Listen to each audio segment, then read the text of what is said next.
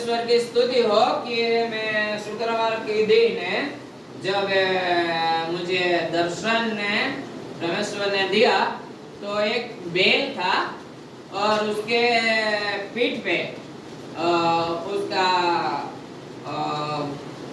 कुछ ऐसा वजन रखा था। वो भार लेके उसको चट्टान का पहाड़ था उस पे चढ़ने का था और भार ज्यादा था, लेकिन वो बेल और उसके साथ एक दूसरा आदमी था, उसके पीठ पे भी एक वजन था।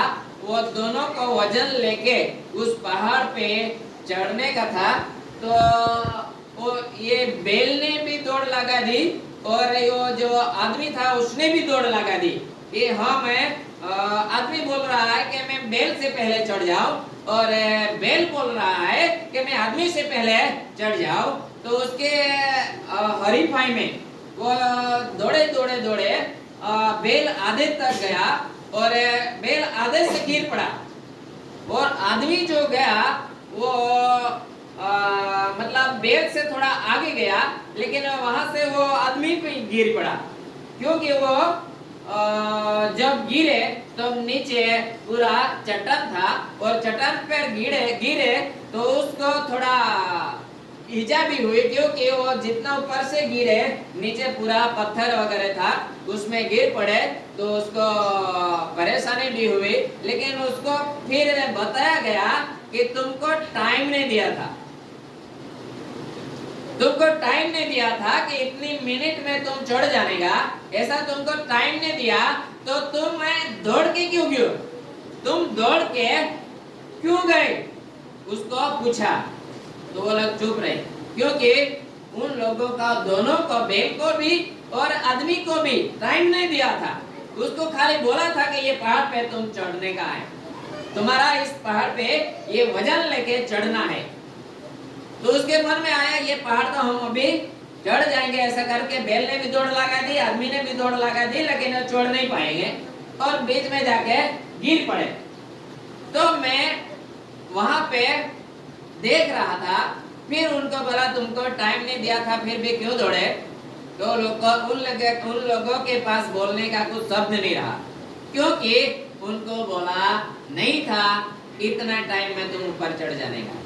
प्रियो, वहां पे चट्टान पे चढ़ने का मतलब पूरा रास्ता बनाया हुआ था, उसका जो एड़ी सरक जाएगा, उसका पैर फिसल जाएगा, ऐसा रास्ता नहीं था।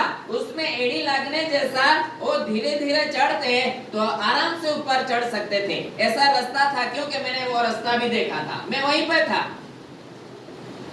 प्रियो, मुझे समझ में आया कि इस संसार में हम समझ सकते हैं, मेरे से कोई बोलेगा अशोक भाई से मैं आगे निकल जाऊं, अशोक भाई बोलेगा कोई दूसरे से मैं आगे निकल जाऊं, ऐसा दौड़ लगाने का नहीं है।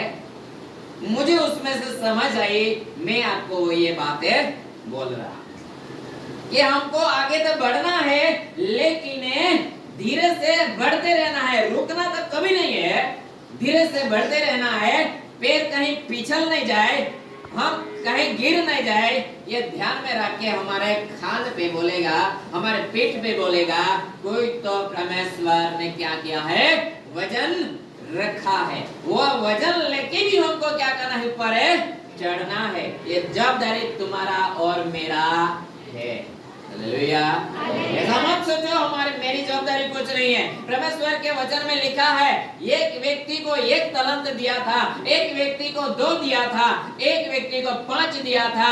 जिसने डबल किया वो ईश्वर के नजर में धन्य ठहरे, लेकिन जिसने डबल नहीं किया वो गड़ के रखा, उसको बोला हे दुष्ट जागर, मुझे तो जानता था मैं इतना खतरनाक हूं, तुझे उस दिन समझ के ये कमाई करने की थी, तो अभी तू क्या कर, इस आग में जाने के लिए तैयारी कर। और दूसरे को बोल दिया गया कि इसके हाथ पैर बांधो और डाल दो।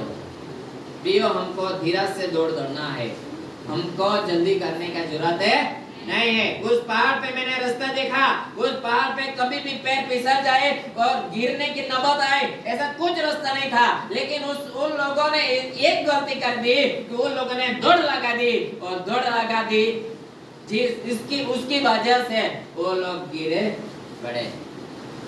Hallelujah hallelujah. क्योंकि उसको नीचे जब गिरे तो पूछा गया तुमको टाइम दिया नहीं था। इसका मतलब है तुम संभल के चढ़ सकते थे। प्रियो, इस संसार में हम सभी को संभल के उस चट्टान पे चढ़ना है जहाँ पे परमेश्वर ने तुम्हारे और मेरे लिए जगह रखी है।